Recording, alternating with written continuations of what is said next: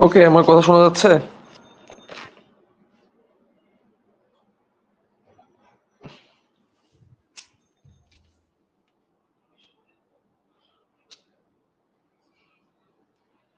তুমি কি আমার কথা শুনতে পাচ্ছ?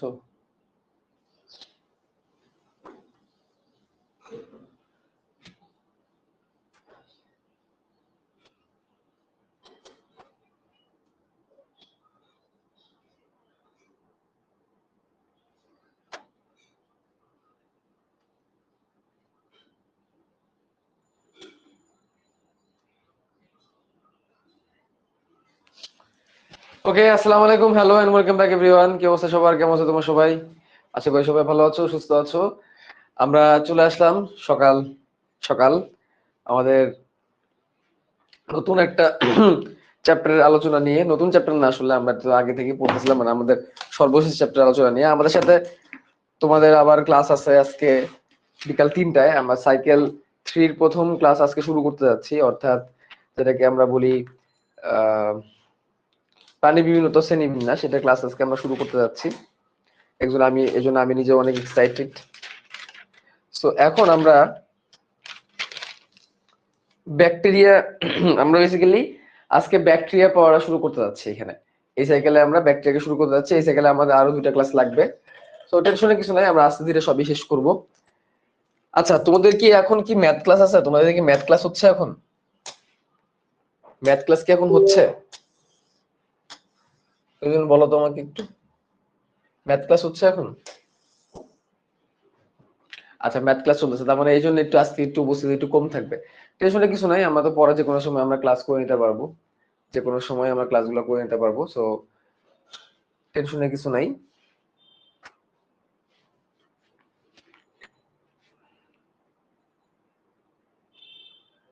10টায় স্টার্ট হয়েছে। ওকে, তোমাদের অভিদার চোখের অবস্থা ভালো হয়েছে? তোমাদের অভিদার তো চোখে একটু শুনলাম একটু প্রবলেম হয়েছে। তারপর আমার কথা হয় নাই কালকে রাতে তো আমার এফআরবি তে ক্লাস ছিল রাত 2:30 পর্যন্ত। তো এফআরবি তে ক্লাস নিয়ে পড়ার কথা বলার সুযোগ হয় নাই। ওকে, তো চলো আমরা শুরু করি ব্যাকটেরিয়া দিয়ে। কি দিয়ে শুরু করবো আমরা? ব্যাকটেরিয়া দিয়ে। Bacteria, bacteria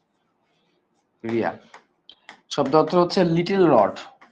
little rod, little rod শব্দ থেকে ব্যাকটেরিয়া শব্দের উৎপত্তি। আচ্ছা, তোমরা একটু বলো তো ভাইরাস শব্দের অর্থ কি? বলো, ভাইরাস শব্দের অর্থ কি?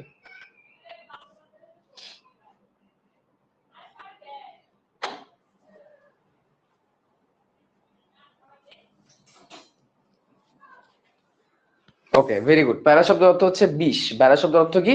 ভাইরাস শব্দের অর্থ হচ্ছে বিষ। দেখো, লিটল রড, এই ব্যাকটেরিয়াটার আবিষ্কার নিয়ে আমরা কিন্তু অলরেডি কিন্তু আলোচনা করছি। আমরা আলোচনা করছি কখন? আমরা যখন কোষ গঠন চ্যাপ্টার পড়ছিলাম। কোষ গঠন চ্যাপ্টার পড়ার সময় আমি তোমাদেরকে বলছিলাম যে একজন বিজ্ঞানী ছিলেন যে কিনা সর্বপ্রথম জীবিত কোষ পর্যবেক্ষণ করেন। মনে করো একটা নামটা বলো তো। একদম প্রথম ক্লাসে একটা গল্প বলছিলাম। তিনি একজন বস্ত্র ব্যবসায়ী ছিলেন। তিনি কি ছিলেন? একজন বস্ত্র ব্যবসায়ী। বস্ত্র ব্যবসায়ী মানে কাপড়ের ব্যবসায়ী, কাপড়ের ব্যবসা করতেন। এরকম একজন বিজ্ঞানীর কথা আমরা প্রথমেই বলছি। বলতো সে কে? তার নাম নানাদার, সে অন্য কেউ না, সে হচ্ছেন অ্যান্টনি ভন লিউয়েন হুক। উনি হচ্ছেন অ্যান্টনি ভন লিউয়েন হুক। ওনার নামটা আমি একটু এখানে লিখি, লিউয়েন হুক। নামের মধ্যে হুক আছে, লিউয়েন হুক। তো উনি কি করছেন? ওনার নিজের বানানো মাইক্রোস্কোপ, আমি বলছিলাম এটা তোমাদের মনে আছে যে উনি যে কোনো কিছু মাইক্রোস্কোপের নিচে নিয়ে টেস্ট করা শুরু করতো। এনিথিং, যা পাইতো মাইক্রোস্কোপের নিচে নিয়ে পরীক্ষা নিরীক্ষা করা শুরু করে দিত। যা পাইতো মাইক্রোস্কোপের নিচে পরীক্ষা নিরীক্ষা করা শুরু করে দিত। তো অ্যান্টনি ভন লিউয়েন হুক পরীক্ষা করতে করতে আমি বলছিলাম যে বৃষ্টির পানির ফোঁটা মাইক্রোস্কোপের নিচে পরীক্ষা নেওয়া শুরু করলো। তো বৃষ্টির পানির ফোঁটা মাইক্রোস্কোপের নিচে যখন নিয়ে পরীক্ষা করা শুরু করলো, তখন তিনি খেয়াল করলো যে পানির মধ্যে কিন্তু ছোট ছোট ছোট ছোট ছোট ছোট এরকম নড়াচড়া করতেছে, এবং ছোট ছোট ছোট ছোট ছোট ছোট ছোট ছোট ছোট ছোট কি জানি নড়াচড়া করতেছে। এটা খেয়াল করলেন, ঠিক আছে? তো খেয়াল করার পরে তিনি ভাবলেন যেহেতু নড়াচড়া করতেছে ছোট ছোট কিছু একটা, নড়াচড়া কে করে? নড়াচড়া তো প্রাণী করে, তাই না? নড়াচড়া কে করে? নিশ্চয় কিন্তু পানি করে। তো তিনি ভাবলো যেটা মনে হয় মানে কোনো প্রাণী হইতে পারে, ঠিক আছে? অ্যানিমেল, অ্যানিমেল মানে কি? প্রাণী। কিন্তু ওইগুলো অনেক ছোট ছোট, অনেক ক্ষুদ্র ক্ষুদ্র, অনেক ছোট ছোট, অনেক ছোট ছোট, অনেক ক্ষুদ্র ক্ষুদ্র দেখে উনি মনে করলো যে এগুলা মানে এত ছোট ছোট মলিকিউলের মতো। মলিকিউল মানে কি? অণু। অণুকে মলিকিউল বলে। তাহলে এগুলো এনিমেল ঠিক আছে, বাট মলিকিউলের মতো ছোট। এনিমেল বাট মলিকিউলের মতো ছোট। এনিমেল মলিকিউলের মতো ছোট। একসাথে মিলে তিনি এই জিনিসটার নাম দিলেন এনি এনি এনিম্যাল এনিম্যালকিউল। এনিম্যালকিউল। তিনি কি নাম দিলেন? এনিম্যালকিউল, মানে ক্ষুদ্র ক্ষুদ্র প্রাণীর মতো নাম দিলেন। কিন্তু উনি ওই সময় টেরও পান নাই যে উনি আসলে কি আবিষ্কার করে ফেলছেন। উনি যে কি আবিষ্কার করে ফেলছেন এই জিনিসটা তখন উনি স্টিল তিনি টের পান নাই যে উনি ব্যাকটেরিয়া আবিষ্কার করে ফেলছে। তাই পরবর্তীতে ব্যাকটেরিয়ার নামকরণ তো অন্য কেউ করছে, উনি এটা নামকরণ করতে পারে। তাহলে নামকরণ কে করছে? ব্যাকটেরিয়ার নামকরণ কে করছেন? বিজ্ঞানী অ্যারেনবার্গ। কে? অ্যারেনবার্গ। অ্যারেনবার্গ কি করছেন? নামকরণ করছেন ব্যাকটেরিয়া। ব্যাকটেরিয়ার নামটা প্রবর্তন করছেন কে? বিজ্ঞানী অ্যারেনবার্গ। বিজ্ঞানী অ্যারেনবার্গ, ঠিক আছে, ব্যাকটেরিয়ার নামকরণ করছেন। এখন দেখো আরেকজন আছে, তার নাম হচ্ছে লুই পাস্তুর। লুই পাস্তুর, নামের মধ্যে দেখো পাস্তুরিত কথাটা আছে। লুই পাস্তুর তিনি ব্যাকটেরিয়া তত্ত্ব প্রকাশ করছেন। তিনি কি প্রকাশ করছেন? ব্যাকটেরিয়া তত্ত্ব। ব্যাকটেরিয়া ব্যাকটেরিয়া তত্ত্ব বা ব্যাকটেরিয়া থিওরি। ব্যাকটেরিয়া কি, ব্যাকটেরিয়া কেমন, সব থিওরি দিয়েছেন উনি। সবশেষে আরেকজনের নাম মনে রাখো, রবার্ট কচ। রবার্ট কচ বা রবার্ট কক দুটোই বলা হয়। তিনি যক্ষা রোগের জন্য দায়ী মাইক্রোব্যাকটেরিয়াম টিউবারকুলোসিস যে জীবাণুটা, এটা যক্ষা ব্যাকটেরিয়ার জন্য দায়ী। মাইক্রোব্যাকটেরিয়াম টিউবারকুলোসিস, এই যক্ষার জন্য দায়ী যে ব্যাকটেরিয়া, এই জিনিসটা তিনি সবার প্রথমে আবিষ্কার করছেন এবং এই জন্য উনাকে নোবেল খাওয়ানো হয়। তাই Robert cock mycobacterium tuberculosis, mycobacterium tuberculosis, tuberculosis.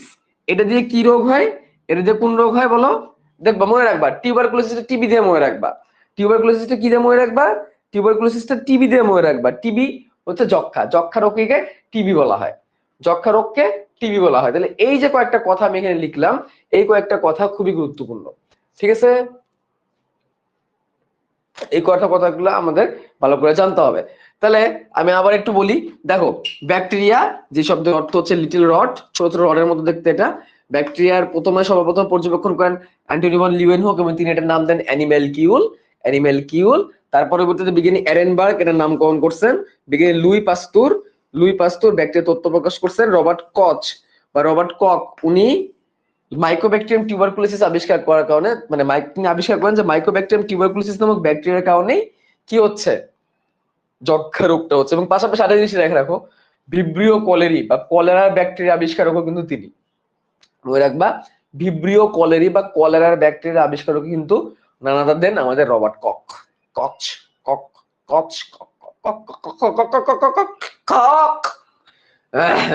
Robert cock, ঠিক আছে। আচ্ছা এখন দেখো এই ব্যাকটেরিয়াদের আবাসস্থল কোথায়? ব্যাকটেরিয়ারা যে কোনো জায়গায় থাকতে পারে, মনে রাখবা। এই bacteria can live anywhere. Bacteria can live anywhere. পৃথিবীর যে কোনো প্রান্তের যে কোনো জায়গায় যে কোনো পরিবেশে যে কোনো ভাবে যে কোনো ওয়েতে ব্যাকটেরিয়া বসবাস করতে পারে। সিম্পলি তুমি একটু বলো তো, মানব দেহে, সরি পুরো পৃথিবীতে মানুষ আছে কতগুলো একটু বলো তো? পুরো পৃথিবীতে মানুষ কতজন আছে? 750 কোটি। পুরো পৃথিবীতে মানুষ আছে 750 কোটি, রাইট?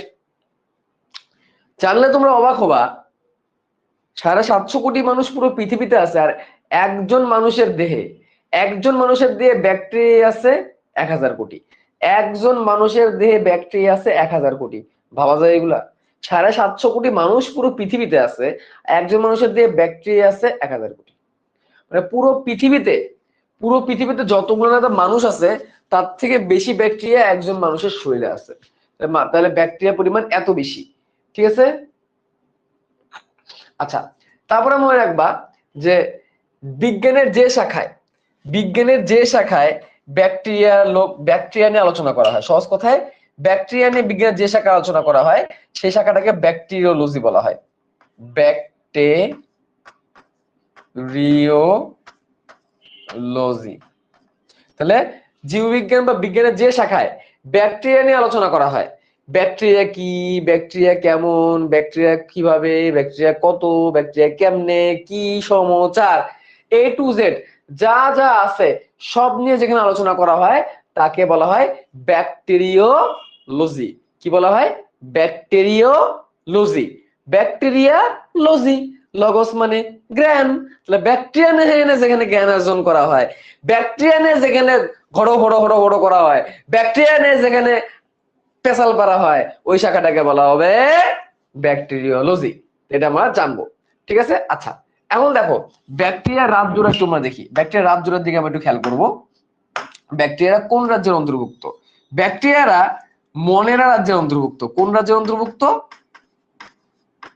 ব্যাকটেরিয়ারা কোন রাজ্যের অন্তর্ভুক্ত ভাইয়া? ব্যাকটেরিয়া হচ্ছে মনেরা রাজ্যের অন্তর্ভুক্ত, ঠিক আছে ভাই? বৃষ্টি পানি তো স্বচ্ছ, ওইখানে ব্যাকটেরিয়া কেমনে আসে? ভাইয়া বৃষ্টির পানি পরিষ্কার ঠিক আছে, বাট বৃষ্টির পানি যখন পড়তেছে তখন বায়ুমণ্ডলের সংস্পর্শে আসতেছে, বায়ুমণ্ডলে কি ব্যাকটেরিয়া নাই? অবশ্যই আছে। আচ্ছা, তাহলে ব্যাকটেরিয়ারা মনেরা রাজ্যের অন্তর্ভুক্ত। এবং মনেরা একটা কি রাজ্য বলতো? মনেরা একটা কি রাজ্য? এটা আদিকোষী না প্রকৃত কোষী বলতো? মনেরা এটা আদিকোষী রাজ্য না প্রকৃত কোষী রাজ্য? আমরা জানি 5টা রাজ্য আছে, মার্গুলিস পর্যন্ত 5টা রাজ্য আছে, মনেরা, প্রোটিস্টা, ফাঞ্জাই, প্লান্টি, অ্যানিমেলিয়া। এর মধ্যে মনেরা যে রাজ্যটা, এই মনেরা রাজ্য এটা হচ্ছে প্রোক্যারিওটিক রাজ্য। এটা কি রাজ্য? প্রোক্যারিওটিক রাজ্য। আর বাকিরা হচ্ছে ইউক্যারিওটিক রাজ্য। প্রোক্যারিওটিক রাজ্যে যারা আছে তারা আদিকোষী। তারা কেমন? তারা আদিকোষী। তাহলে মনের রাজ্য এরা হচ্ছে আদিকোষী, এটা লিখে রাখো, আদিকোষী। এরপরে তোমাদের ব্যাকটেরিয়া নিয়ে কিছু বৈশিষ্ট্যের কথা লেখা আছে, এগুলো আমরা পড়বো না। ব্যাকটেরিয়া নিয়ে কিছু বৈশিষ্ট্যের কথা লেখা আছে, কিছু সংখ্যা আছে, এগুলো আমরা আপাতত পড়বো না, ঠিক আছে? ওগুলো আমরা পরে পড়বো। আমরা ডাইরেক্ট একটা ব্যাকটেরিয়ার আমরা ডাইরেক্ট ব্যাকটেরিয়ার একটা চিত্র আঁকানোতে চলে যাব, ঠিক আছে?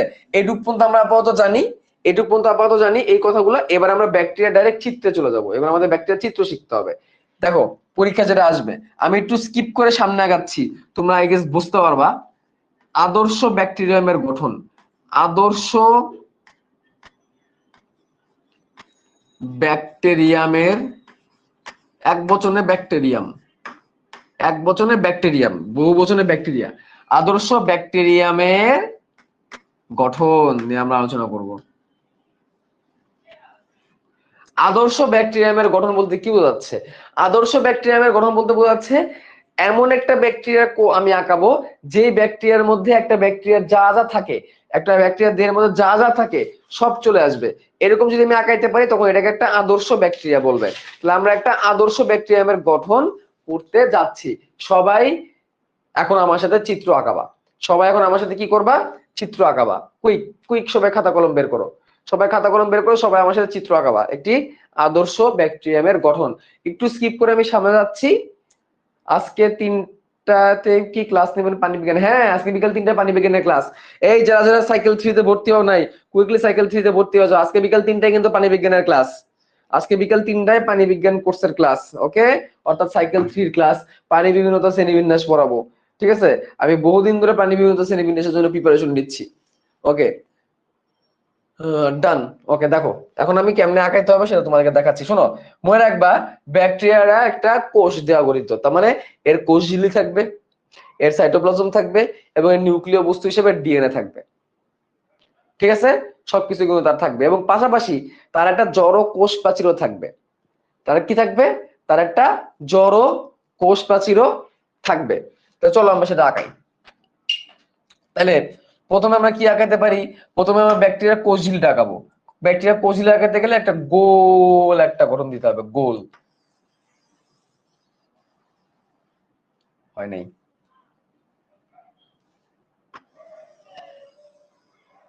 এই মোটামুটি গোল হয়েছে, মোটামুটি গোল হয়েছে, একটু গোল হয়ে চলবে। তাহলে এরকম একটা স্ট্রাকচার প্রথমে আঁকাবো, যেটা হচ্ছে কোষ ঝিল্লি। এটা ব্যাকটেরিয়ার কি? ব্যাকটেরিয়ার কোষ ঝিল্লি। তো ব্যাকটেরিয়ার কোষ ঝিল্লি কেমন হয়? নরমালি কোষ ঝিল্লি যেরকম সেরকমই হয়। নরমাল কোষ ঝিল্লি যেরকম থাকে এরকম কোষ ঝিল্লি হবে, ঠিক আছে? ফসফোলিপিড দিয়ে তৈরি। এটা কি দিয়ে তৈরি? ফসফোলিপিড দিয়ে তৈরি, ঠিক আছে? তবে পার্থক্য একটাই, এদের মধ্যে কোলেস্টেরল থাকে না। মনে আছে? এই কোষ ঝিল্লির ফ্লুইড মোজাইক মডেলের কথা মনে আছে? ফ্লুইড মোজাইক মডেলের কথা মনে আছে? ব্যাকটেরিয়ার কোষ ঝিল্লি একই রকমই ফ্লুইড মোজাইক মডেলের মতোই। ফ্লুইড মোজাইক মডেলের মধ্যে 4টা জিনিস পেয়েছিলাম, phospholipid bilayer, membrane protein, glycocalyx আর হচ্ছে কোলেস্টেরল। এর মধ্যে খালি কোলেস্টেরলটা থাকবে না, এর মধ্যে খালি কোলেস্টেরলটা থাকবে না, তাছাড়া যা যা থাকা থাকে তা থাকবে। আচ্ছা, একটা ব্যাপার হয়, ব্যাকটেরিয়ার কোষ ঝিল্লিটা মাঝে মাঝে ভিতর দিকে এরকম ভাঁজ হয়ে যায়। ব্যাকটেরিয়ার কোষ ঝিল্লিটা মাঝে মাঝে ভিতর দিকে এরকম ভাঁজ হয়ে যায়, এরকম ভিতর দিকে ভাঁজ হয়ে যায়। তো ব্যাকটেরিয়ার কোষ ঝিল্লি যদি কখনো কখনো এরকম ভিতর দিকে ভাঁজ হয়ে যায়, তখন এই গঠনটাকে বলা হয় মেসোজোম। এই গঠনটাকে কি বলা হয়? মেসোজোম। ঠিক আছে, তাহলে আমি একটু লিখি এখানে, এটা হচ্ছে ব্যাকটেরিয়ার মেসোজোম। আচ্ছা, এটাকে আমি এই সাইডে লিখি, তাহলে জায়গা নষ্ট কম হবে। যদিও তোমার লেবেলিংটা কিন্তু সব ডান দিকে করবা। লেবেলিং মানে হচ্ছে যে কি লেখা, লেবেলিংটা হচ্ছে ডান দিকে করবা সবসময়। আমি এখানে বোঝানোর জন্য সব বাম দিকে লিখতেছি। এটাকে বলা হয় মেসোজোম। এটাকে বলা হয় কি? মেসোজোম। তাহলে মেসোজোমের সংজ্ঞা বলো। এই বলা বান, মেসোজোমের সংজ্ঞা বল, মেসোজোমের সংজ্ঞা বল কমেন্টে। What is the definition of mesosome? মেসোজোমের সংজ্ঞা কি? ব্যাকটেরিয়ার কোষ ঝিল্লি মাঝে মাঝে ভেতর দিকে ভাঁজ হয়ে যায়, এই ভাঁজ অংশটাকে মেসোজোম বলে। এবং ধারণা করা হয় কোষ বিভাজনের সময়, অর্থাৎ ব্যাকটেরিয়া যখন বংশবৃদ্ধি করে, ব্যাকটেরিয়া যখন সংখ্যা বৃদ্ধি করে, ব্যাকটেরিয়ার বিভাজনের সময় এই মেসোজোম ভূমিকা পালন করে। ঠিক আছে, কি বললাম? ব্যাকটেরিয়ার বিভাজনের সময় এই মেসোজোম ব্যাকটেরিয়া কি করে? হেল্প করে। মনে থাকবে? তাহলে মেসোজোমের কাজ কি?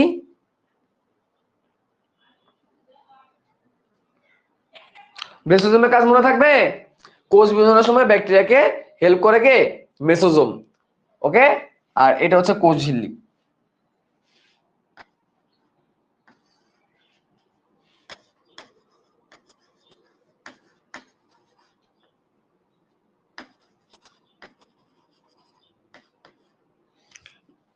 এটা হচ্ছে কোষ ঝিল্লি।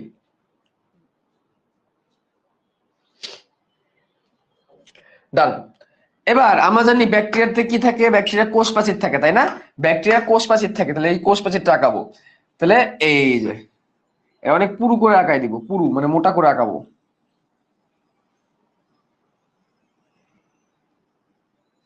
এই এই হচ্ছে কোষ প্রাচীর। এখন একটা কথা মনে রাখবা ভাইয়া, মেসোজোম কি একটাই, একাধিক থাকতে পারে? একটা দাও, একটা দিলেই ভালো। এই যে আঁকাইলাম, এটা হচ্ছে ব্যাকটেরিয়ার কোষ প্রাচীর। এই কোষ প্রাচীর নিয়ে অনেক গল্প আছে, এই কোষ প্রাচীর নিয়ে অনেক কাহিনী আছে। মনে রাখবা ব্যাকটেরিয়ার কোষ প্রাচীরটা পুরু হইতে পারে, পাতলাও হইতে পারে। ব্যাকটেরিয়ার কোষ প্রাচীরটা পুরু হইতে পারে, পাতলাও হইতে পারে। ঠিক আছে, তাহলে এখানে আমরা মোটামুটি পুরু করে আঁকাইলাম। তাহলে আমি আপাতত লিখে দিই, এটা হচ্ছে কোষ প্রাচীর, এটা হচ্ছে ব্যাকটেরিয়ার কোষ প্রাচীর। কোষ প্রাচীর এটা কি? এটা হচ্ছে ব্যাকটেরিয়ার কোষ প্রাচীর। মনে রাখবা এটা পুরু হইতে পারে, পাতলাও হইতে পারে। যদি, মনে রাখো কথাটা ভালো করে খেয়াল করো, এটা সামনে লাগবে কিন্তু, যদি ব্যাকটেরিয়ার কোষ প্রাচীরটা পুরু হয়, যদি ব্যাকটেরিয়ার কোষ প্রাচীরটা পুরু হয়, তখন এটাকে বলা হবে gram positive bacteria, gram positive bacteria. আর যদি ব্যাকটেরিয়ার কোষ প্রাচীরটা পাতলা হয়, ব্যাকটেরিয়ার কোষ প্রাচীরটা পাতলা হয়, তখন এটাকে বলা হবে Gram negative bacteria. Sir Hans Christian Ronaldo ওরফে হ্যান্স ক্রিশ্চিয়ান গ্রাম এটার আবিষ্কার, ওনার নাম থেকে গ্রাম কথাটা আসছে। তাহলে কোনো ব্যাকটেরিয়ার কোষ প্রাচীর যদি পুরু হয় তাহলে গ্রাম পজিটিভ ব্যাকটেরিয়া, কোন ব্যাকটেরিয়ার কোষ প্রাচীর পাতলা হইলে গ্রাম নেগেটিভ ব্যাকটেরিয়া।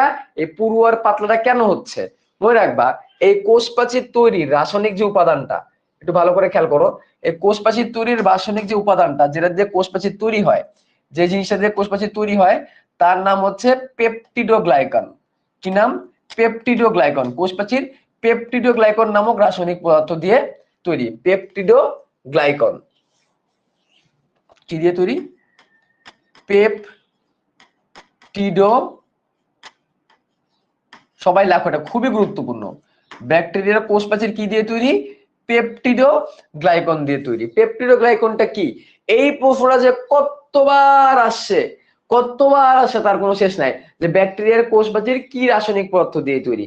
ব্যাকটেরিয়ার কোষ প্রাচীর পেপটিডোগ্লাইকন দিয়ে তৈরি। ভাই এটা মেডিকেলে আসছে, ভার্সিটিতে আসছে, জাহাঙ্গীরনগরে আসছে, বোর্ডে আসছে, কলেজের পরীক্ষায় আসছে, টেস্ট পরীক্ষায় আসছে, পি টেস্ট পরীক্ষায় আসছে, ব্যাকটেরিয়ার কোষ প্রাচীর পেপটিডোগ্লাইকন নিয়ে তৈরি। সবাই কমেন্টে লেখো পেপটিডোগ্লাইকন কি? পেপটিডোগ্লাইকন হচ্ছে একটা কার্বোহাইড্রেটের পলিমার। পেপটিডোগ্লাইকন হচ্ছে একটা কার্বোহাইড্রেটের পলিমার। কার পলিমার? কার্বোহাইড্রেটের পলিমার। ওকে, পেপটিডোগ্লাইকন শর্করা জাতীয় রাসায়নিক পদার্থ। ঠিক আছে, পাশাপাশি ব্যাকটেরিয়ার কোষ প্রাচীরে পেপটিডোগ্লাইকন ব্যতীত আরো কিছু জিনিস আমরা পাই। কি পাই? ব্যাকটেরিয়ার কোষ প্রাচীরে পেপটিডোগ্লাইকন ব্যতীত আমরা এখানে দুটো অ্যাসিড পাই। এক নম্বরে পাই মুরামিক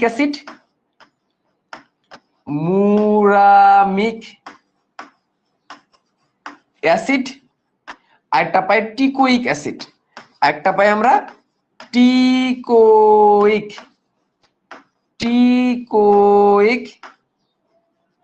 অ্যাসিড। ব্যাকটেরিয়ার কোষ প্রাচীর মুরামিক অ্যাসিড এবং টিকোইক অ্যাসিড নির্মিত। মুরামিক অ্যাসিড এবং টিকোইক অ্যাসিড নির্মিত। এখন এই মুরামিক অ্যাসিড, টিকোইক অ্যাসিড, পেপটিডোগ্লাইকন ইত্যাদি ইত্যাদি রাসায়নিক পদার্থ মিলে ব্যাকটেরিয়ার কোষ প্রাচীর যদি অনেক মোটা হয়ে যায়, অনেক পুরু হয়ে যায়, তখন গ্রাম পজিটিভ ব্যাকটেরিয়া। আর যদি এদের পরিমাণ অল্প থাকে, পেপটিডোগ্লাইকন পাতলা থাকে, তখন এটাকে বলা হবে গ্রাম নেগেটিভ ব্যাকটেরিয়া। এই পজিটিভ আর নেগেটিভের উপর ভিত্তি করে অ্যান্টিবায়োটিক প্রদান করা হয়। মনে রাখবা, লাইসোজাইম এনজাইম আছে না, ধরো তুমি ভাত খাচ্ছ, ধরো ভাতের মধ্যে ব্যাকটেরিয়া আছে বা তোমার হাতের মধ্যে ধরো ব্যাকটেরিয়া ছিল, এই ব্যাকটেরিয়া তোমার মুখে গেল, তারপর পাকস্থলীতে যাবে, বাট মুখে থাকা অবস্থায়, লালাতে থাকা অবস্থায় ব্যাকটেরিয়া গুলা মারা যায়। বেশিরভাগ ব্যাকটেরিয়া মারা যায়। কেন মারা যায়? লালা রসে একটা এনজাইম আছে, যে এনজাইমের নাম লাইসোজাইম এনজাইম। কি নাম বললাম ভাইয়া? Lysozyme enzyme. লালা রসে থাকে লাইসোজাইম এনজাইম, লাইসোজোম থেকে এটা নিশ্চিত হয়। লাইসোজাইম এনজাইম, এই লাইসোজাইম এনজাইম ব্যাকটেরিয়ার কোষ প্রাচীর থেকে বিদীর্ণ করে দেয়, ব্যাকটেরিয়ার কোষ প্রাচীর থেকে ফাটায় দেয়, যার কারণে ব্যাকটেরিয়াটা মারা যায়। আর একটা কথা মনে রাখবা, এই গ্রাম পজিটিভ আর গ্রাম নেগেটিভ এই জিনিসটা স্টাডি করা কেন দরকার? গ্রাম পজিটিভ গ্রাম নেগেটিভ স্টাডি করা দরকার, তুমি ব্যাকটেরিয়া মারার জন্য কেমন অ্যান্টিবায়োটিক প্রয়োগ করবা। গ্রাম পজিটিভ ব্যাকটেরিয়া যদি হয়, তাহলে তাকে মারতে গেলে অ্যান্টিবায়োটিক যেটা প্রদান করবা, গ্রাম নেগেটিভকে মারার জন্য অন্য রকমের অ্যান্টিবায়োটিক ডাক্তার তোমাকে প্রদান করবে। গ্রাম পজিটিভ আর গ্রাম নেগেটিভ ব্যাকটেরিয়ার জন্য কিন্তু অ্যান্টিবায়োটিক স্টাডি কিন্তু সেম না। ফার্মাকোলজি যখন আমরা পড়ি, তখন মেডিকেল কলেজে ফার্মাকোলজিতে খুব সুন্দর করে দেওয়া আছে, গ্রাম পজিটিভের ক্ষেত্রে এই এই অ্যান্টিবায়োটিক গুলা ব্যবহার করা হবে, গ্রাম নেগেটিভের ক্ষেত্রে এই অ্যান্টিবায়োটিক গুলা ব্যবহার করা হবে। কারণ উভয়ের কোষ প্রাচীরের এক স্ট্রাকচার সেম না। গ্রাম পজিটিভকে মারার জন্য বেশি তীব্র টাইপের অ্যান্টিবায়োটিক প্রয়োগ করতে হয়, কারণ তাদের কোষ প্রাচীরটা অনেক বেশি পুরু থাকে। এই জন্য গ্রাম পজিটিভ আর গ্রাম নেগেটিভ এই স্টাডিটা খুবই গুরুত্বপূর্ণ। ঠিক আছে, ওকে। এবার দেখো, এবার যেটা হবে, ব্যাকটেরিয়ার বাইরে আরো একটা এক্সট্রা আবরণ থাকে। এই পুরো ব্যাকটেরিয়াটার বাইরে আরো একটা কি তৈরি হবে? এক্সট্রা একটা আবরণ তৈরি হবে, আরো একটা এক্সট্রা আবরণ। তাহলে আমি আঁকাচ্ছি, তোমরাও আঁকাও। আরো একটা এক্সট্রা আবরণ তৈরি হবে। ওকে, এই এক্সট্রা আবরণটাকে বলা হবে ক্যাপসুল। ঠিক আছে, এটাও কার্বোহাইড্রেট বা পলিপেপটাইড দিয়ে তৈরি। কার্বোহাইড্রেট এবং পলিপেপটাইড দিয়ে তৈরি, মানে কার্বোহাইড্রেট এবং প্রোটিন দিয়ে তৈরি। কার্বোহাইড্রেট প্রোটিন দিয়ে তৈরি। আরো একটা এক্সট্রা একটা আবরণ তৈরি হচ্ছে, এটাকে ক্যাপসিউল বলা হয়, বা এটাকে স্লাইম স্তরও বলা হয়ে থাকে। এটাকে ক্যাপসিউল বা স্লাইম স্তরও বলা হয়ে থাকে, ক্যাপসিউল বা স্লাইম স্তর।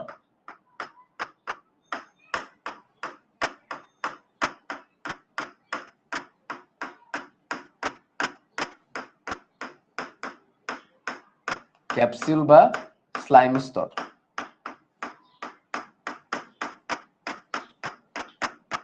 এটা কি করে? এটা ব্যাকটেরিয়াকে অতিরিক্ত একটা প্রতিরক্ষা, অতিরিক্ত একটা প্রোটেকশন দেওয়ার কাজে ব্যবহার করে। এই স্লাইম স্তরটা ব্যাকটেরিয়াকে এক্সট্রা একটা প্রোটেকশন দান করে।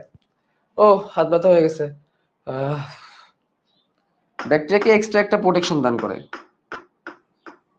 স্লাইম স্তর।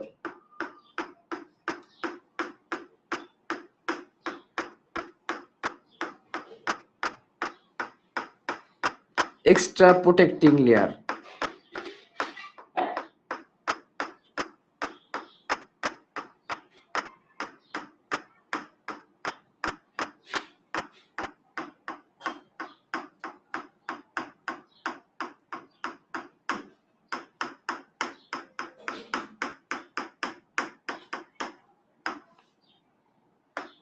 an extra protecting layer,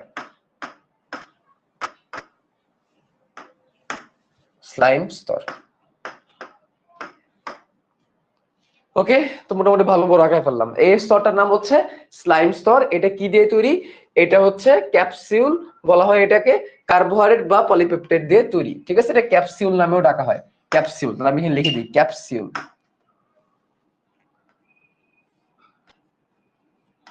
capsule, capsule সে কি দিয়ে তৈরি? কার্বোহাইড্রেট, কার্বোহাইড্রেট ও পলিপেপটাইড। পলিপেপটাইড, পলিপেপটাইড মানে অনেকগুলো অ্যামাইনো অ্যাসিড বা প্রোটিন টাইপের আর কি। কার্বোহাইড্রেট ও পলিপেপটাইড দিয়ে সে তৈরি। এর আরেক নাম স্লাইম স্তর, এটাও লিখে রাখো, বা স্লাইম স্তর। ক্যাপসুল বা স্লাইম স্তর, সে পলিপেপটাইড এবং কার্বোহাইড্রেট দিয়ে তৈরি। গেল, তাহলে তার বাইরে থেকে যা যা দরকার আমরা করে ফেলছি। একটা ব্যাকটেরিয়ার বাইরে থেকে যা যা স্ট্রাকচার দরকার তা আমরা পেয়ে গেছি। এখন এই ব্যাকটেরিয়াটা চলাচল করতে চায়, এই ব্যাকটেরিয়াটা কি করতে চায়? এরকম মুভমেন্ট করতে চায়, এরকম নড়তে চায়, এরকম দুলতে চায়, হ্যাঁ, যাতে চলাচল করতে পারে। এখন এর কি লাগবে? ফ্লাজেলা লাগবে। মনে আছে মাইক্রোটিউবিউল পড়ানোর সময় বলছিলাম ফ্লাজেলা তৈরি করে, ফ্লাজেলা, মাইক্রোটিউবিউল, তারপরে সেন্টিওল, সেন্টিওল আর মাইক্রোটিউবিউল ফ্লাজেলা বিচরণে হেল্প করে। সেন্টিওল ফ্লাজেলা তৈরি করে, মনে আছে? সেন্টিওল ফ্লাজেলা তৈরি করে, মাইক্রোটিউবিউল ফ্লাজেলা এরকম বিচলিত করতে হেল্প করে, ফ্লাজেলা এরকম চালাতে হেল্প করে। ফ্লাজেলা দিয়ে কি করে? এটা চলাচল করে। ফ্লাজেলা দিয়ে কি করে? চলাচল করে। মুনামিক অ্যাসিড, টিকোইক অ্যাসিড রিক্যাপ করতে বলছে একজন। মুনামিক অ্যাসিড, টিকোইক অ্যাসিড পাওয়া যায় কোষ প্রাচীরে, এটা রিক্যাপ করার মতো কিছু নেই, এখানে বলছে যে এটা পাওয়া যায়। ঠিক আছে, তাহলে এখন ব্যাকটেরিয়াটাকে আমরা নড়াচড়া করাইতে চাই। ব্যাকটেরিয়াটাকে আমরা কি করাইতে চাই? নড়াচড়া করাইতে চাই। তাহলে এখন আমরা কি করব? আমরা সেন্টিওল দিয়ে আমরা ফ্লাজেলা তৈরি করব।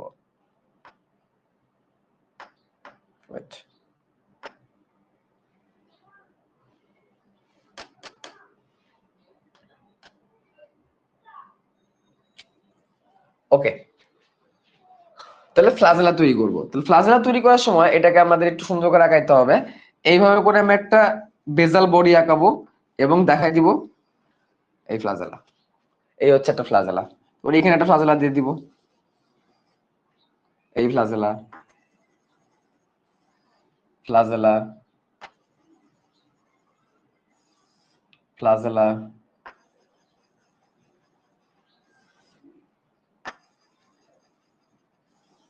ফ্লাজেলা। তাহলে এই হচ্ছে ফ্লাজেলা। এগুলোর নাম কি? Flagella, flagella, flagella. এই ফ্লাজেলা ফ্লাজেলিন নামক প্রোটিন দিয়ে তৈরি। ফ্লাজেলা ফ্লাজেলিন নামক প্রোটিন দিয়ে তৈরি। কি প্রোটিন দিয়ে তৈরি? ফ্লাজেলিন প্রোটিন, ফ্লাজেলিন, ফ্লাজেলিন, ফ্লাজেলিন নামক প্রোটিন দিয়ে তৈরি। ফ্লাজেলিন প্রোটিন, ভালো করে মনে রাখো, ফ্লাজেলা ফ্লাজেলিন নামক প্রোটিন দিয়ে তৈরি। এবং ফ্লাজেলার তিনটা অংশ, ফ্লাজেলার তিনটা অংশ, হুক, সূত্রক আর বেজাল বডি। বেজাল বডি, হুক, সূত্রক আর বেজাল বডি। বেজাল বডি দিয়ে সে কোষ ঝিল্লির সাথে কানেক্ট থাকবে, হুক দিয়ে সে আটকানো থাকবে। বেজাল বডি ধরো, এই হচ্ছে বেজাল বডি, এটা ধরো ফ্লাজেলা, এই হচ্ছে ব্যাকটেরিয়ার কোষ ঝিল্লি, এই হচ্ছে ফ্লাজেলা, এই হচ্ছে ফ্লাজেলার বেজাল বডি, এই যে এটা বেজাল বডি। বেজাল বডিতে এইভাবে কানেক্ট থাকবে, ঠিক আছে, বেজাল বডিতে এইভাবে কানেক্ট থাকবে। আর তার সূত্রক এবং একটা হুক থাকবে, হুক দিয়ে সে কি করতে পারবে? অ্যাটাচ করতে পারবে, ঠিক আছে। এই বায়া এটার নাম কি? ক্যাপসুল, স্লাইম তো দুটেই, হ্যাঁ। আর সংক্ষিপ্ত হুক, বেজাল বডি এবং সূত্রক। এর মধ্যে মনে রাখবা বেজাল বডি দিয়ে সে কোষ ঝিল্লির সাথে কানেক্ট থাকে। দেখো খেয়াল করে, আমরা কোষ ঝিল্লি থেকে তৈরি করছি। আমরা কোন জায়গা থেকে তৈরি করছি? কোষ ঝিল্লি থেকে তৈরি করছি। এবং ফ্লাজেলা মেন কাজ কি? ফ্লাজেলা হচ্ছে চলন অঙ্গ হিসেবে কাজ করে। ফ্লাজেলা কি কোষ ঝিল্লির সাথে থাকে? হ্যাঁ। সিলিয়া হলো রোম টাইপ, ফ্লাজেলা হলো বড় লোম টাইপ, হ্যাঁ। ওকে, এবার এবার আমরা কি করব? এবার আমরা যে জিনিসটা দিব তার নাম হচ্ছে পিলি। এবার জিনিসটা দিব তার নাম হচ্ছে পিলি। পিলিন নামক প্রোটিন দিয়ে তৈরি পিলি আঁকাবো। পিলিন নামক প্রোটিন দিয়ে তৈরি আমরা পিলি আঁকাবো, এই যে একটু মোটা করে দিয়ে দিলাম, এর নাম হচ্ছে পিলি, বাঁকা হয়ে গেছে, এর নাম হচ্ছে পিলি, পিলি, পিলি, এর নাম কি? পিলি, এর নাম হবে পিলি। নামটা খুব সুন্দর তাই না? পিলি, পিলি। এই পিলিটা পিলিন নামক প্রোটিন দিয়ে তৈরি, পিলিন নামক প্রোটিন দিয়ে তৈরি, এর নাম হচ্ছে পিলি। ঠিক আছে, তো এই পিলির কাজ কি? এই পিলি দিয়ে সে তার হোস্টের সাথে অ্যাটাচ হইতে পারে। এই পিলি দিয়ে সে কি করতে পারে? তার হোস্টের সাথে অ্যাটাচ, হোস্ট মানে কি? যাকে সে অ্যাটাক করতে যাচ্ছে, পোষক দেহ, সে তার পোষক দেহের সাথে অ্যাটাচড হইতে পারে এই পিলিন নামক প্রোটিন দিয়ে, পিলি দিয়ে। ঠিক আছে, এবং ধারণা করা হয় গনোরিয়া রোগের জন্য দায়ী হচ্ছে পিলি। গনোরিয়া রোগ, এই গনোরিয়া, গনোরিয়া রোগের জন্য দায়ী হচ্ছে পিলি, ধারণা করা হয়, এটা ধারণা করা হয় গনোরিয়া রোগের জন্য দায়ী হচ্ছে পিলি। তাহলে বাইরে থেকে যা যা দরকার তা তা চলে আসছে আমাদের, এখন বাইরে থেকে যা যা দরকার চলে আসছে, এখন আমরা ভেতরের দিকে যাব। ঠিক আছে, ভেতরের দিকে গেলে আমরা সবার প্রথমে ব্যাকটেরিয়ার যে জিনিসটা না আঁকাইলেই নয়, যে জিনিসটা না আঁকাইলে পাপ হবে, ঠিক আছে, যেটা না আঁকাইলে পাপ হবে সেটা আমরা আঁকাবো, সেটা হচ্ছে ব্যাকটেরিয়াল ব্যাকটেরিয়াল ক্রোমোজোম বললে ভুল হবে, ব্যাকটেরিয়াল ডিএনএ বা ব্যাকটেরিয়াল ক্রোমোজোম। তাহলে ব্যাকটেরিয়ার ভিতরে ঢুকেই আমরা এরকম করে বড় করে মোটা করে ব্যাকটেরিয়ার ক্রোমোজোম আঁকাই দিব।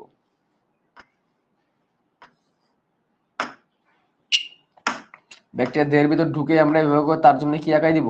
ক্রোমোজোম আঁকাই দিব।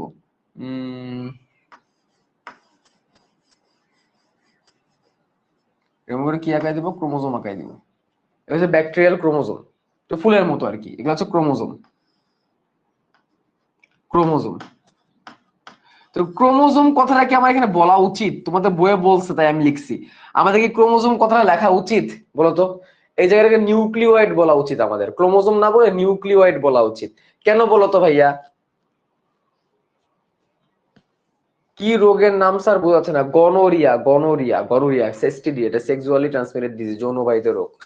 তাহলে ক্রোমোজোম বলাটা উচিত না। কে বলতে পারবে কেন এটাকে আমরা ক্রোমোজোম বলতে পারি না? যদি তোমাদের বইয়ে লিখছে বলে আমি লিখছি, তোমাদের বইয়ে ক্রোমোজোম লিখছে বলে আমিও লিখছি, বাট কেন এটা ক্রোমোজোম লেখা উচিত না? কে বলতে পারবে? হিস্টোন প্রোটিন তো নাই। হিস্টোন প্রোটিন কি আছে? হিস্টোন প্রোটিন তো নাই। ভেরি গুড, হিস্টোন প্রোটিন নাই, তুমি কেমনে এটা ক্রোমোজোম বলবো? তোমাদের বইয়ে লিখছে বলে আমিও লিখছি। ব্যাকটেরিয়া আদি কোষের কি হিস্টোন প্রোটিন আছে? হিস্টোন প্রোটিন যদি না থাকে তাহলে সে ডিএনএ হিস্টোন প্রোটিনকে পেঁচায় ক্রোমোজোম তৈরি কখনো হবে? কখনো ক্রোমোজোম তৈরি হবে না, সম্ভব না। এটা নিউক্লিয়ার, এটা কি ডিএনএ আকারে থাকবে। কি আকারে থাকবে? ডিএনএ আকারে থাকবে। বড়জোর এই জায়গাটাকে আমরা নিউক্লিওয়েড বলতে পারি। এই জায়গাটাকে আমরা বড়জোর কি বলতে পারি? বড়জোর আমরা এই জায়গাটাকে নিউক্লিওয়েড কি বলতে পারি? নিউক্লিওয়েড বলতে পারি, বাট ক্রোমোজোমটা বলা উচিত না। ঠিক আছে, তাহলে এখানে আমরা নিউক্লিওয়েড লিখে দিই নিচে, আমরা নিউক্লিওয়েড, নিউক্লিওয়েড, এই জায়গাটাকে আমরা সর্বোচ্চ নিউক্লিওয়েড বলতে পারি, সর্বোচ্চ। ওকে, আচ্ছা, এবার এর মধ্যে আমরা যেটা খুবই গুরুত্বপূর্ণ যে জিনিসটা, সেটা হচ্ছে বৃত্তাকার প্লাজমিড দিয়ে দিব। বৃত্তাকার, বৃত্তাকার ডিএনএ, যেটাকে আমরা কি বলি? প্লাজমিড বলি। বৃত্তাকার ডিএনএ কে আমরা কি বলি? প্লাজমিড বলি। প্লাজমিডটা দিয়ে দিব। প্লাজমিডটা কিন্তু খুবই গুরুত্বপূর্ণ। আমরা যখন ভবিষ্যতে জীব প্রযুক্তি চ্যাপ্টার পড়বো তখন প্লাজমিডের জয় জয়কার থাকবে খালি। প্লাজমিড, প্লাজমিড কি? এটা কি আমি তোমাদের আগে পড়াইছি? প্লাজমিড নাম তো এতদিন মুখস্থ হয়ে যাওয়ার কথা, পড়ানোর কথা না। প্লাজমিড হচ্ছে ব্যাকটেরিয়াল বৃত্তাকার ডিএনএ। ব্যাকটেরিয়ার দেহের মধ্যে নিজস্ব ডিএনএ ব্যতীত আরেকটা বৃত্তাকার ডিএনএ দেখা যায়, যেটাকে আমরা প্লাজমিড বলি। এটাকে আমরা কি বলি? প্লাজমিড বলি। এই বৃত্তাকার ডিএনএ, এই প্লাজমিড ভেক্টর হিসেবে কাজ করে, বাহক হিসেবে কাজ করে। এটা দিয়ে আমরা জীব প্রযুক্তি অধ্যায়ে অনেক রিকম্বিনেন্ট ডিএনএ তৈরি করবো। রিকম্বিনেন্ট ডিএনএ কি এটাও তোমরা কিন্তু জানো, যে রেকন পড়ানোর সময় বলছিলাম, একটা ডিএনএর সাথে একটা ডিএনএ তৈরি করার সময়। ঠিক আছে, এটা হচ্ছে একটা বৃত্তাকার ডিএনএ, বৃত্তাকার দ্বিসূত্রক ডিএনএ। এটা বৃত্তাকার দ্বিসূত্রক ডিএনএ। জীব প্রযুক্তিতে এটার ব্যবহার অনেক বেশি।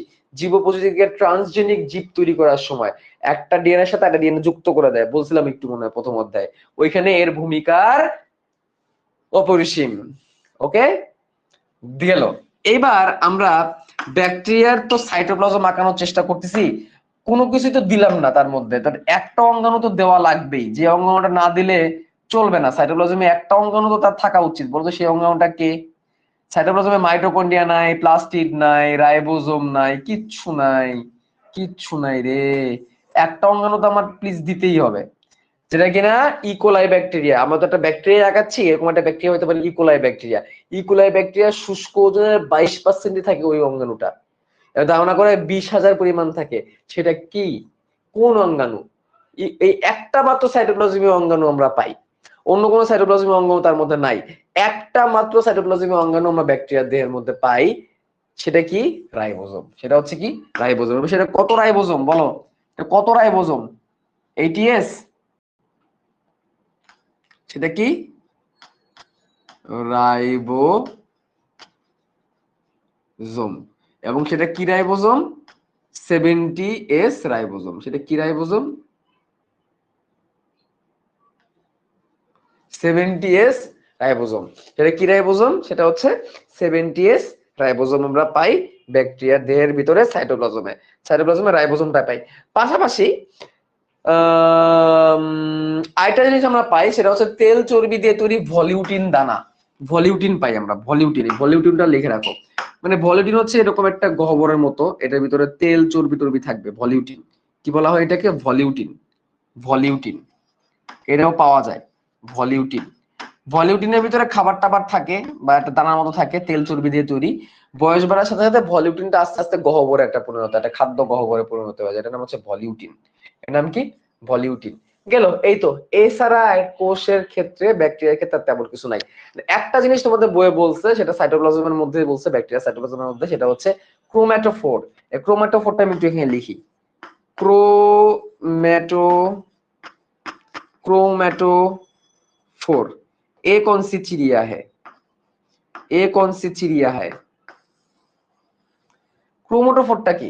দেখো, একটা ব্যাকটেরিয়া আছে যার নাম হচ্ছে সায়ানোব্যাকটেরিয়া বা নীলাভ সবুজ ব্যাকটেরিয়া। সায়ানোব্যাকটেরিয়া বা নীলাভ সবুজ ব্যাকটেরিয়া, ঠিক আছে? বা নীলাভ সবুজ শৈবাল যেটাকে আমরা বলে থাকি। তো এই নীলাভ সবুজ শৈবালের গায়ের রংটা নীলাভ সবুজ হচ্ছে কেমনে? নীলাভ সবুজ ব্যাকটেরিয়ার গায়ের রংটা নীলাভ সবুজ হচ্ছে কিভাবে, কেমনে?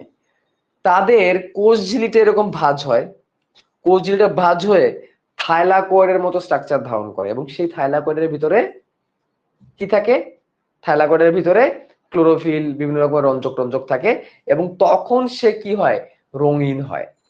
কি বলছি বুঝছো? আবার বলি, ব্যাকটেরিয়ার কোষ ঝিলিটা ভাঁজ হয়ে এরকম, কোষ ঝিলিটা ভাঁজ হয়ে এরকম থাইলাকয়েডের মতো আকার লাভ করে, এরকম থালার মতো আকার লাভ করে, থালার মতো আকার লাভ করে। এবং থালার ভিতরে, থালার ভিতরে ক্লোরোফিল টোরোফিল টোরোফিল থাকে, ঠিক আছে? তাহলে পুরোপুরি প্লাস্টিক সে তৈরি করে না, পুরোপুরি তার প্লাস্টিক সে তৈরি করে না। প্লাস্টিক না তৈরি করে সে কি করে? তার ভিতরে ক্লোরোফিল টোরোফিল অনেক জিনিস তুলে এনে এটা থাইলাকয়েড তৈরি করে, এবং এটার কারণে সে রঞ্জক ধারণ এবং রং ধারণ করতে পারে। তার ভিতরে কিন্তু প্লাস্টিক নাই।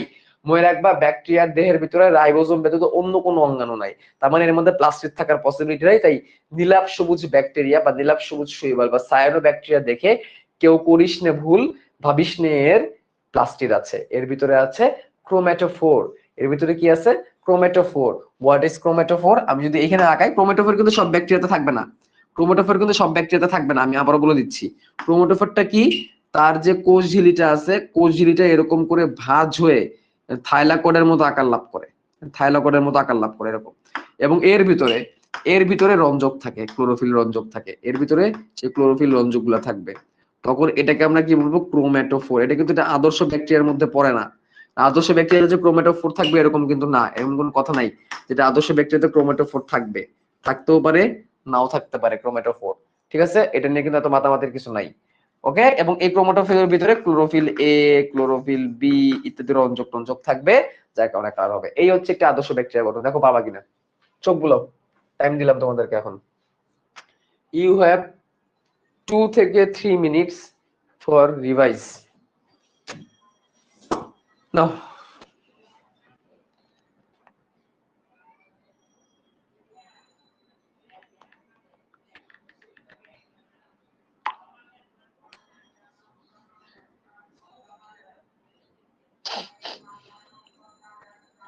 দেখো চোখ বুলাও,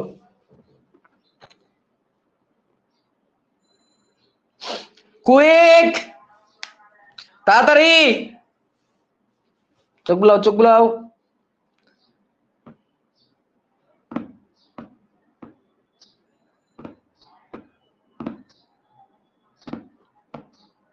তাহলে আমরা একটা আদর্শ ব্যাকটেরিয়া গঠন কিন্তু পড়ে ফেলছি, আবাসস্থল বিস্তৃতি উপরে ফেলছি। আমরা ব্যাকটেরিয়ার বেসিক জেনছি, এবার ব্যাকটেরিয়ার সাধারণ বৈশিষ্ট্যের দিকে আগাবো। ফ্লাজেলার সংযুক্তি, ফ্লাজেলা তিনটা অংশ, হুক, সূত্রক, বেজাল বডি। তোর যে বেজাল বডি যে জায়গাটা আছে সেটা দিয়ে সে কোষ ঝিল্লির সাথে কানেক্ট থাকে।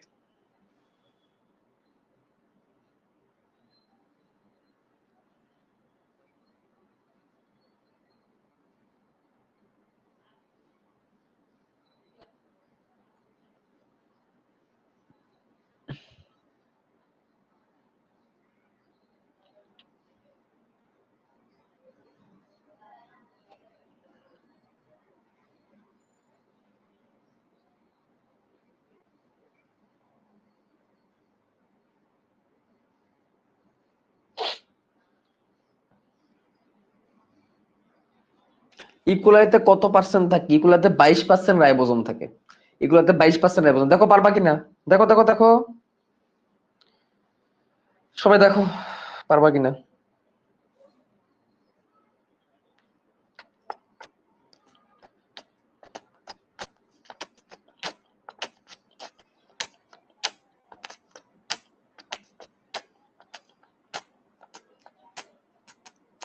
আসসালামু আলাইকুম ভাইয়া। ভাই আগামীকালকে কি সেম ভাবে ক্লাস হবে?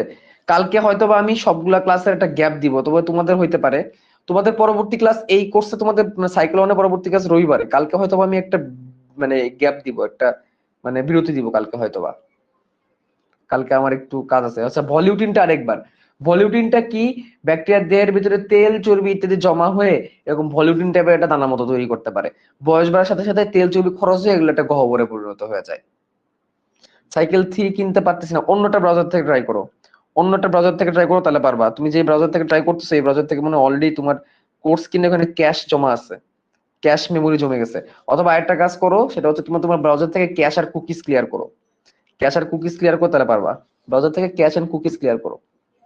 সাইকেল 3 তে যারা যারা ভর্তি হয়ে যাও আজকে থেকে ক্লাস কিন্তু 600 student already enrolled, so why not you.